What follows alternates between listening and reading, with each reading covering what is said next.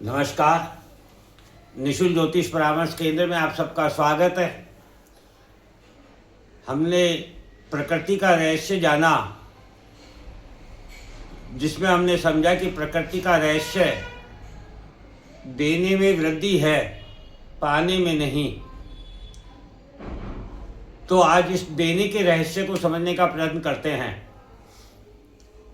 आज हम प्रकृति के देने के रहस्य को समझते हैं कि देने से प्रकृति में वृद्धि होती है या कमी होती है। तो इसका जवाब है, देने से वृद्धि होती है। एक गाना है, आपने सुना होगा, तुम 1 पैसा दोगे वो 10 लाख देगा, गरीबों की सुनो वो तुम्हारी सुनेगा।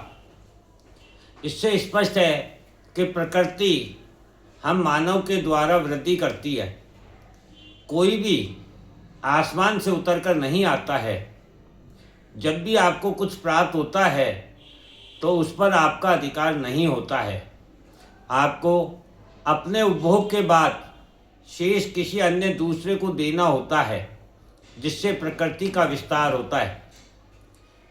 किसान यदि खाद्य सामग्री पैदा तो करे किंतु किसी अन्य को ना दे तो क्या हम जीवित रह सकते हैं?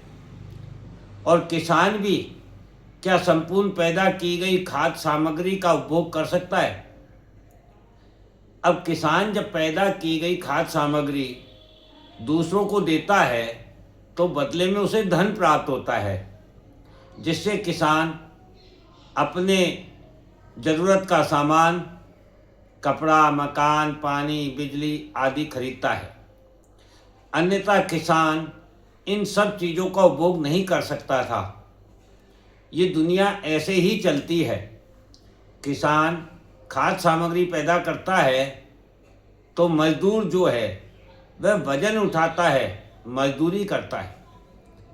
वजन ढोने का साधन, ट्रक, ट्रैक्टर इत्यादि उस खाद्य सामग्री को व्यापारी तक पहुंचाने का कार्य करता है। व्यापारी उस खाद्य सामग्री को उपभोक्ता तक पहुंचाता है। उपभोक्ता उपभोग करके वेस्टेज को मल के रूप में वापस पृथ्वी को सौंप देता है।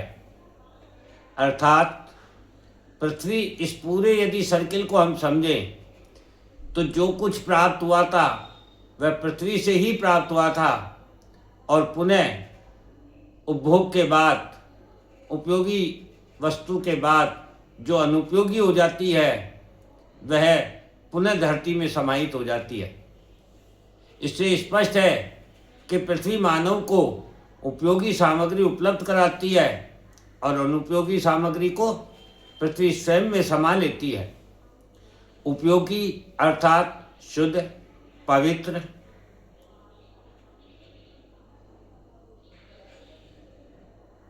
उपभोग लायक, और अनुपयोगी अर्थात बुराई। उपयोगी अच्छाई और अनुपयोगी बुराई, अशुद्ध, अपवित्र, अनुपयोगी। प्रकृति हमें समझाती है कि मानव शुद्धता, पवित्रता एवं अच्छाई समाज को प्रदान करे और बुराई को स्वयं में समाहित कर ले, उसका विस्तार ना करे। तो यहाँ विस्तार काय का करना है? शुद्धता का, पवित्रता का एवं अच्छाई का। एक गाना और याद आ रहा है, सजन रे झूठ मत बोलो, खुदा के पास जाना है, जहाँ हाथी है ना घोड़ा है, वहाँ पैदल ही चले जाना है। ये गाना हमें समझाता है कि संग्रहण के लिए प्रकृति में कोई स्थान नहीं है, क्योंकि हम सभी खाली हाथ आए थे और खाली हाथ चले जाएंगे। ना कुछ लेकर आए थे, ना कुछ लेकर जाएंगे। सब कुछ यहीं से प्राप्त किया है और यहीं छोड़कर चले जाएंगे। फिर संग्रहण क्यों? एक विचार यह भी है कि पूत सपूत तो क्यों धन संचय, और पूत कपूत तो क्यों धन संचय। अर्थात सपूत है तो स्वयं अर्जित कर लेगा, और यदि कपूत है तो संचित को भी बर्बाद कर देगा। इसलिए हमें धर्म, ज्ञान, संस्कार देना चाहिए, ना कि धन, सुख, संपत्ति देनी चाहिए। अब विचार आता है यहाँ पर कि हम क्या दे सकते हैं। मेरे को कई लोगों ने बताया कि ईश्वर यदि मुझे धन दे तो मैं मंदिर बनवा दूं, ईश्वर यदि मुझे धन दे तो मैं गरीबों की सहायता कर दूं, ईश्वर यदि धन दे तो मैं लोगों को भोजन की व्यवस्था कर दूं। ईश्वर दे, पहला उनका प्रश्न यहाँ पर यही है कि ईश्वर दे, तो हम यहाँ पर यही समझना चाहते हैं कि जो कुछ दे रहा है वह ईश्वर ही दे रहा है, बस उसको देना कैसे हमें आगे, इसको हमें समझना है। जिस प्रकार से एक पिता को शुक्राणु प्राप्त हुए तो पिता ने बच्चे के जन्म अर्थात वंश वृद्धि का बीज के रूप में शुक्राणुओं को समर्पित किया। यदि पिता, कोई भी व्यक्ति जिसे प्रकृति ने शुक्राणु प्रदत्त किए हैं, प्रदान किए हैं, वह यदि संतान का बीज नहीं बोता है तो क्या वंश वृद्धि संभव है? नहीं। ठीक इसी प्रकार से पिता तो संतान हेतु बीज बो सकता है, किंतु उसके लिए उसे गर्भ चाहिए, और गर्भ किसको प्राप्त है? माता को। तो माता को गर्भ प्राप्त हुआ, बालक के पालन पोषण के लिए दूध प्राप्त हुआ, तो माता संतान रूपी बीज को धारण कर पालन पोषण कर सकती है।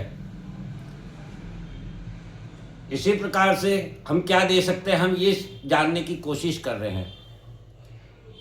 तो इसी प्रकार से गुरु को ज्ञान प्राप्त हुआ तो गुरु संसार को धर्म, ज्ञान और संस्कार दे सकते हैं। श्रमिक को ताकत प्राप्त हुई तो वह संसार को अपनी सेवा दे सकता है। यदि किसी को बुद्धि प्राप्त हुई तो वह उत्पादक एवं उपभोक्ता के मध्यस्थता कर सकता है, व्यापार कर सकता है। यदि किसी को इंजीनियर का ज्ञान प्राप्त हुआ तो वह मानव के कार्य को विस्तार देने के लिए तकनीक दे सकता है। यदि किसी को मेडिकल का ज्ञान प्राप्त हुआ है तो वह मानव को स्वास्थ्य लाभ एवं स्वास्थ्य संबंधित जानकारी दे सकता है। यदि किसी को कानून का ज्ञान प्राप्त हुआ है तो वह व्यक्ति संसार को कानून नियम की पालना हेतु समाज की रक्षा कर सकता है, न्याय कर सकता है। यदि किसी को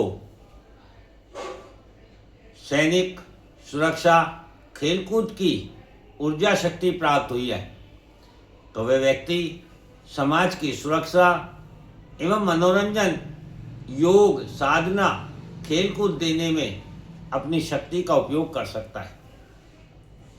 यदि किसी को जीवन में कुछ भी प्राप्त नहीं हुआ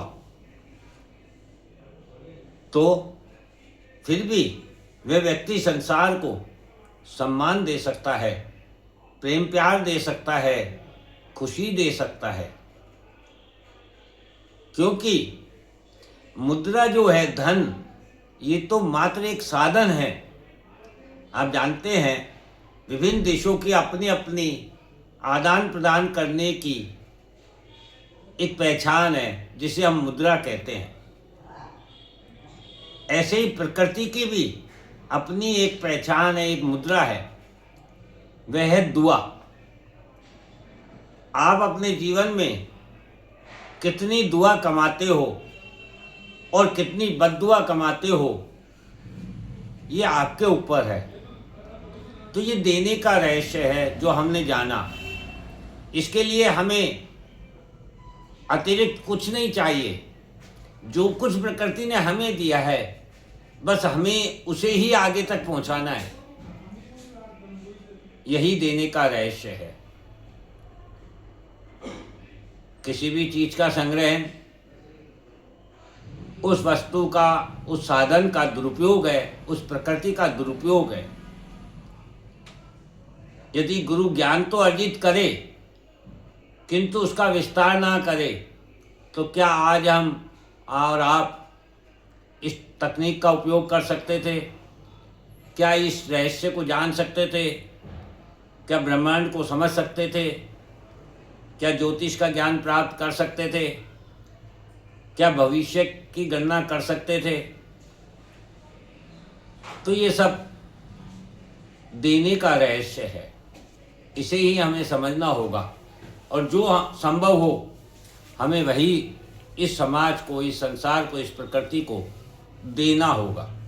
तभी ये समाज, ये प्रकृति वृद्धि कर पाएगी, विस्तार कर पाएगी। जय हिंद, जय भारत।